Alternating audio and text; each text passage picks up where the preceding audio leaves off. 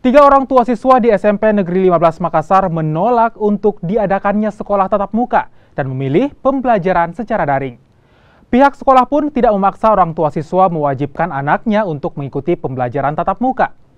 Untuk siswa yang tidak bisa mengikuti pembelajaran dengan tatap muka, pihak sekolah tetap menyediakan pembelajaran dengan sistem daring.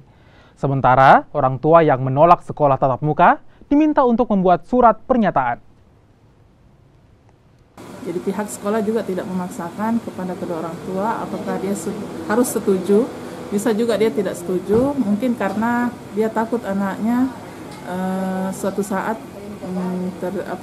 terdeteksi dengan penyakit virus COVID-19. Sejauh ini sendiri, Bu, hasilnya apakah semua orang tua setuju atau ada yang tidak? Ya, dari hasil rekap tadi kita menemukan tiga orang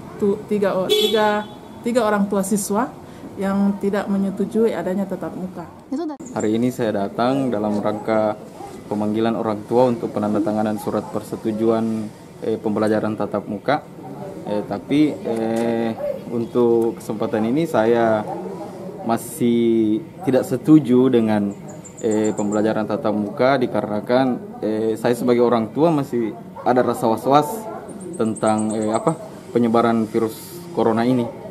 Jadi dari pihak sekolah sendiri menjelaskan bahwa kalau tidak setuju berarti siap untuk memfasilitasi anaknya untuk pembelajaran daring.